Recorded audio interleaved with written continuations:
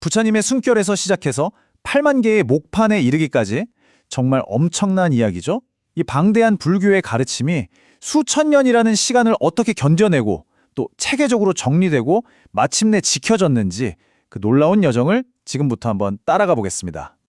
자, 모든 건 이 질문에서 시작됩니다. 부처님이 돌아가셨어요. 근데 문제는 평생에 걸쳐 설파하신 그 수많은 가르침이 전부 말로만 전해졌다는 거죠. 글재로 남은 게 하나도 없어요. 그럼 이제 어떻게 될까요? 스승의 지혜가 담긴 거대한 바다가 그냥 공기 중으로 사라져버릴 수도 있는 거잖아요. 이게 바로 제자들이 마주한 정말 막막한 현실이었습니다. 그래서 첫 번째 도전 과제는 명확했습니다. 바로 보존이었죠. 흩어지기 쉬운 사람의 기억을 어떻게 하면 믿을 수 있는 기록으로 붙잡아 둘 것인가? 바로 이 문제였습니다. 제자들이 찾아낸 해법은 바로 결집이었습니다. 이게 뭐냐면요. 수많은 제자들이 다 같이 한자리에 모이는 거예요. 그리고는 각자 기억하고 있는 부처님의 가르침을 입으로 소리내서 외우는 거죠. 그러면서 내가 기억하는 거랑 다른데 하면서 서로 내용을 맞춰보고 교차 검증하고 그렇게 해서 이것이 부처님의 가르침이 맞다고 모두가 동의하는 일종의 공식 버전을 만들어내는 거대한 작업이었습니다. 근데 이게 딱 한 번 하고 끝난 게 아니에요. 무려 수백 년에 걸쳐서 여러 번 열렸습니다. 처음에는 부처님의 가르침, 즉 경이랑 승려들이 지켜야 할 규칙인 유를 정리했고요. 시간이 지나면서는 이 가르침에 대한 깊이 있는 해설, 즉 논까지 더해졌어요. 마치 집을 짓는데 처음엔 기둥이랑 뼈대를 세우고 나중에는 벽을 세우고 지붕을 얻는 것처럼 점점 더 체계적인 경전의 틀이 완성되어 간 거죠. 이렇게 여러 번의 결집을 거쳐서 탄생한 게 바로 트리피타카, 우리에게는 3장으로 더 익숙하죠. 말 그대로 세 개의 바구니라는 뜻인데요. 첫 번째 바구니에는 부처님의 가르침인 경을 담고 두 번째 바구니에는 승려들의 규칙인 유를 그리고 세 번째 바구니에는 그 가르침에 대한 철학적 분석인 논을 담은 거예요. 지식을 종류별로 딱딱 나눠서 보관하는 정말 체계적인 도서관 시스템을 만든 셈이죠. 자, 이렇게 해서 부처님의 말씀이 사라질 위기는 넘겼습니다. 그런데 가르침이 널리 퍼져나가면서 전혀 예상치 못한 두 번째 문제가 터집니다. 바로 지식의 대혼돈 시대가 열린 거죠. 이게 어떤 상황이냐면요. 한번 상상해 보세요. 여러분이 도서관에서 책 수백 권을 한꺼번에 받았어요. 근데 어느 책이 먼저 쓰였는지, 어떤 배경에서 나왔는지 아무런 정보가 없는 거예요. 뒤죽박죽인 거죠. 당시 중국 같은 곳으로 수많은 경전들이 시대 순서랑은 전혀 상관없이 막 쏟아져 들어왔거든요. 그러다 보니 학자들 입장에서는 아니 이 가르침이랑 저 가르침이 왜 서로 말이 다르지? 하면서 거대한 퍼즐 조각 앞에서 어쩔 줄 몰라 하는 상황이 된 겁니다. 이 거대한 퍼즐을 풀기 위해서 당시 학자들이 정말 기가 막힌 시스템을 하나 만들어냅니다. 바로 교상판석이라는 건데요. 쉽게 말해서 경전마다 레벨과 대상을 정해주는 거예요. 이 가르침은 초심자를 위한 거고 저 가르침은 깊이 공부한 사람들을 위한 거구나 이렇게요. 마치 우리가 요즘 수많은 파일들을 정리할 때 태그를 붙여서 분류하는 것처럼 부처님의 평생에 걸친 가르침 전체를 하나의 체계적인 커리큘럼으로 재구성한 겁니다. 정말 대단하죠? 근데 이걸로도 완벽하진 않았어요. 그래서 또 다른 정리 도구가 등장하는데 그게 바로 12부경입니다.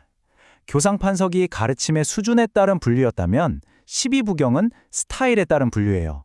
그러니까 이건 소설, 저건 시, 요건 우화 이런 식으로 문학적인 장르에 따라 경전을 나눈 거죠. 이렇게 하니까 방대한 경전의 숲에서 길을 잃지 않고 내가 원하는 내용을 훨씬 쉽게 찾아볼 수 있게 된 겁니다. 이 12부경을 들여다보면 정말 재미있는 사실을 알 수 있는데요. 바로 부처님의 가르침이 정말 다채로운 옷을 입고 있다는 점이에요. 딱딱한 설명문만 있는 게 아니란 거죠.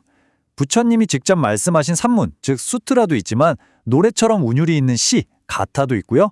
심지어 부처님의 과거 생애에 대한 흥미진진한 이야기, 자타카 같은 것도 있어요. 지혜를 전하는 방식이 이렇게나 다양했다는 거 정말 놀랍지 않나요? 자, 이제 마지막 세 번째 도전 과제입니다. 어쩌면 가장 현실적이고 또 가장 처절한 문제였을지도 모르겠네요. 바로 생존의 문제입니다. 그 모든 지혜가 담긴 경전을 전쟁과 시간이라는 무자비한 파괴자로부터 어떻게 물리적으로 지켜낼 것인가? 이 문제였죠. 이 생존을 위한 사투를 가장 극적으로 보여주는 예가 바로 우리나라의 고려대장경 이야기입니다. 때는 11세기, 거란이 쳐들어오자 고려는 부처님의 힘으로 나라를 지키겠다는 간절한 마음을 담아 대장경을 목판에 새깁니다. 하지만 안타깝게도 200년 뒤 몽골의 침략으로 그 귀한 목판이 전부 불타버리고 말아요. 모든 게 잿더미가 된 거죠. 하지만 고려는 포기하지 않았습니다. 1236년부터 무려 16년이라는 긴 세월 동안 다시 한번 온 나라의 힘을 쏟아부어 대장경을 새기는 위대한 프로젝트를 시작합니다. 이건 그냥 책을 다시 만드는 수준이 아니었어요. 불길 속에서 쓰러진 나라의 정신을, 그 자존심을 다시 일으켜 세우려는 필사적인 몸부림이었던 겁니다. 그렇게 해서 탄생한 것이 바로 우리가 아는 8만 대장경입니다. 목판의 수가 자그마치 8만 1258장.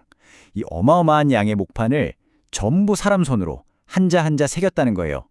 이건 정말 인간의 집념과 신앙이 빚어낸 기적이라고밖에는 설명할 길이 없죠. 그런데 더 놀라운 건요, 그냥 양만 많은 게 아니라는 겁니다. 이 수많은 목판에 새겨진 글자가 수백만 자인데 그중에 오타가 거의 없어요. 거의 완벽에 가깝다는 거죠. 게다가 글씨체는 또 얼마나 아름다운지 그 자체로 하나의 예술 작품입니다. 그래서 세계적인 걸작으로 인정받는 거고요. 정말 한자 한자 새길 때마다 담았을 그 정성과 헌신이 느껴지는 것 같지 않으세요? 자, 지금까지 정말 길고도 험난한 여정을 함께 따라와 봤는데요. 이 대단한 이야기 속에서 우리는 어떤 의미를 찾을 수 있을까요? 오늘의 이야기를 정리해보면 명확한 3단계를 볼 수 있습니다. 첫 번째, 사라질 뻔했던 부처님의 가르침을 제자들이 기억으로 붙잡아냈죠. 두 번째, 뒤죽박죽 섞여있던 그 가르침에 학자들이 질서라는 옷을 입혔고요. 그리고 마지막 세 번째, 한나라 전체의 염원이 모여서 불에 타지도 시간에 닳지도 않을 불멸의 기록으로 완성시킨 겁니다. 기억에서 질서로, 그리고 불멸의 기록으로. 정말 멋진 과정이죠. 근데 정말 중요한 건 이게 그냥 옛날 이야기로 끝나지 않는다는 겁니다. 오히려 지금 우리 시대에 더 큰 질문을 던지고 있어요. 매일같이 정보가 홍수처럼 쏟아지는 이 혼돈의 시대에 우리는 과연 무엇을 진짜 지혜라고 생각하고 있을까요? 그리고 그 소중한 지혜를 다음 세대를 위해서 어떻게 남겨줄 것인가? 바로 이 질문에 대한 답을 고민해보게 만드는 거죠.